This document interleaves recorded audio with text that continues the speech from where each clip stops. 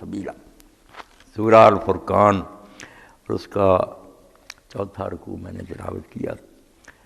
اللہ رب العالمین نے ان آیات کریمہ میں بہت سے انبیاء علیہ السلام اور ان کی قوموں کا اکٹھا ذکر کیا کہ کس طرح ان کی ہدایت کے لیے اللہ تعالیٰ کی طرف سے رسول آئے، معجزات دکھائے، ہر طریقہ سے سمجھانے کی کوشش کی، مگر ان لوگوں نے اس نعمت کی قدر نہ کی، جو لاتے رہے، پیغمبروں کا مذاق اڑایا، ان کو ٹھٹھے کیے، اور نتیجہ کے طور پر پھر وہ تباہ و برباد کر دیے۔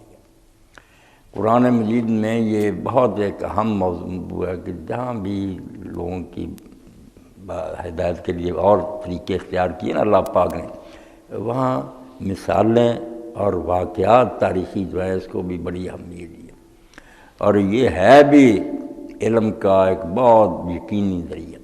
آپ دیکھتے ہیں جتنے علوم مرتب ہوئے ہیں ان کی بنیاد تجربے پر ہے کہ بار بار جب ایک چیز آزمائی گئی اور دیکھا کہ اس کا یہ نتیجہ نکلتا تو اس سے پھر طب کا علم بن گیا، سائنس بن گئی، علوم سارے تجربے پر مبنی ہیں کہ بار بار دیکھا گیا کہ اس سے ایک ہی نتیجہ نکلتا۔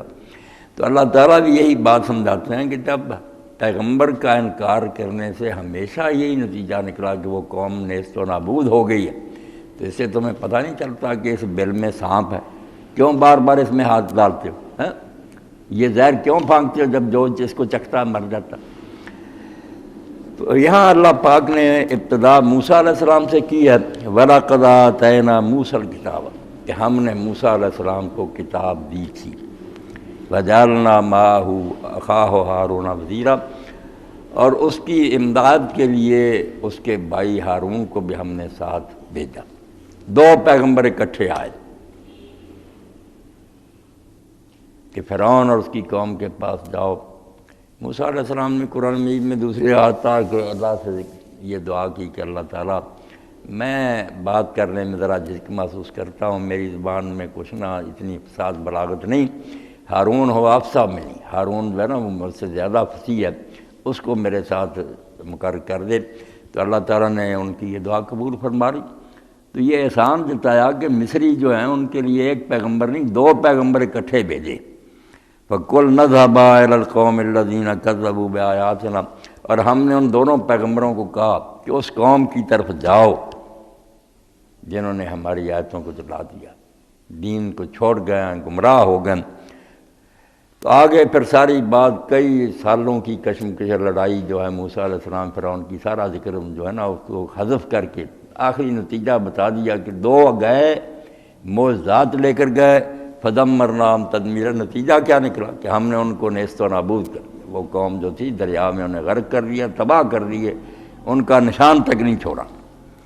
وقوم نوح لما کذب الرسل، اور اس سے پہلے نوح علیہ السلام کی قوم تھی، انہوں نے بھی جب رسولوں کو جھٹلا دیا، اغرقناہم، ہم نے ان کو غرق کر دیا۔ یہاں اللہ تعالیٰ نے کہا کہ انہوں نے رسولوں کو جھٹلایا، حالانکہ رسول ایک ہی نوح علیہ السلام آئے تھے، لفظ جمع کا کذب الرسل، رسولوں کو جھٹلایا تو ایک رسول کو تھا، چاہیے تھا کذب الرسول، رسول کو جھٹلایا۔ مگر قرآن مجید میں اکثر مقاموں پر قوم کا جب جرم بیان ہوتا جھٹلاتے وہ ایک رسول کو ہے، مگر اللہ تعالیٰ کہتا ہے انہوں نے رسولوں کو جھٹلایا، اور اس کی وجہ یہ ہے کہ رسولوں کے پیغام میں کوئی اختلاف نہیں ہے، پہلے رسول سے لے کر آخر تک جو رسول آیا ان کا بیان ایک ہی، وہ مشرق میں آیا یا مغرب میں آیا، ان کی زبانیں الگ ہیں، علاقے جدے ہیں، کوئی ایک دوسرے سے نہیں ملا، مگر بیان ان کا سنیں سٹیٹمنٹ ایک ہی۔ جب ایسے گواہ ہوں کہ ان کو الگ الگ بھی بیان دیا جائے، سارے ایک ہی بیان دیں، ذرا اختلاف نہ ہو، تو اس سے زیادہ یقینی ثبوت کیا ہوتا؟ تو اللہ تعالیٰ کہتے ہیں رسولوں کے سچے ہونے کی یہی دلیل ہے کہ باقی جتنے علوم ہیں نا، بڑے بڑے فلسفیاں دانش ہے، استاد شاگرد کی رائے ایک نہیں، افلاطون کچھ کہتا، ارسطو کچھ کہتا، نہیں متفق ہو سکے، کیونکہ یہ سارا ظن و گمان ہے، خیال ہے، اندازے ہیں۔ پیغمبر اپنی طرف سے نہیں بولتا، وہ تو اللہ کی طرف سے اس پر القاء ہوتا، وہی ہوتی ہے۔ اب اللہ تعالیٰ کے بیان میں تو اختلاف نہیں ہو سکتا۔ تو اس لیے جو ایک رسول کو جھٹلاتا، مولوی صاحب رحمۃ اللہ علیہ نے ایک جگہ بڑی پیاری مثال دی کہ 9 آدمی 10 آدمی ایک ہی بات کر رہے ہیں، ایک آدمی کہتا میں 9 کو سچا مانتا ہوں، یہ 10ویں کو جھوٹا مانتا ہوں، تو اصل میں تو اس نے 9 جو پہلے ان کو بھی جھوٹا کہہ دیا، بیان تو ایک ہی تھا، یہ اس کی چلاکی ہے کہ کہتا میں ان کو سچا سمجھا، یہ جھوٹا. وہ کہہ رہے ہیں 2 اور 2 4 ہوتے، 10 یہ کہتے ہیں. کہتا ہے ایک جو ہے نا یہ جھوٹا، 10 ٹھیک 9 ٹھیک کہہ رہے. بالکل غلط بات کہتا. تو ایک رسول کو جھٹلانا سارے رسولوں کو جھٹلانے کے مترادف ہے. ایک ہی مطلب ہے اس کا کہ ایک پیغمبر کا انکار کر لیا، تم نے سب کا انکار کر لیا. اس لیے جو یہ کہتے ہیں نا لوگ کہ یہود نصارہ جو ہیں چلو موسیٰ عیسیٰ کو تو مانتے علیہ السلام، حضور کو نہیں مانتے، تب کہ نہیں، جب حضور کو نہیں مانا عیسیٰ اور موسیٰ کو بھی نہیں. ان کا ایک ہی دین ہے، ایک ہی پیغام ہے. اور دوسری بات یہ کہ خود موسیٰ اور عیسیٰ علیہ السلام پیش گوئیاں کر گئے کہ ہمارے بعد پیغمبر آنے والا مانو. اس لیے آج اگر کوئی یہودی اور عیسائی رسول اللہ کو نہیں مانتا تو اس نے تورات اور انجیل کو ہی نہیں مانا، اپنے پیغمبر کا حکم ہی رد کر دیا، کوئی جنت کا مستحق نہیں. اسی لیے اللہ کے رسول اللہ علیہ السلام نے قسم اٹھا کر فرمایا ہے کہ اس اللہ کی قسم جس کے ہاتھ میں میری جان ہے، جس یہودی اور نصرانی نے سن لیا کہ میں مبعوث ہو گیا نہیں وہ کبھی جنت میں داخل نہیں ہو سکتا. تو اللہ تعالیٰ فرماتے ہیں کہ نوح علیہ السلام کی قوم کی طرف جب آئے حضرت نوح علیہ السلام تو ان لوگوں نے رسولوں کو جھٹلا دیا. اغرقناہم، تو ہم نے پھر ان کو غرق کر دیا. وجعلناہم للناس آیا، اور آنے والے لوگوں کے لیے ہم نے ان کو ایک نشان بنا دیا، عبرت کا نشان، کہ دیکھو جو لوگ اللہ تعالیٰ سے ٹکر لیتے ہیں اور اس کے رسولوں کی مخالفت کرتے ہیں انجام کیا ہوتا. ایسا طوفان کہ پہاڑ بھی غرق ہو گئے، چوٹیوں سے بھی اوپر پانی چلا گیا.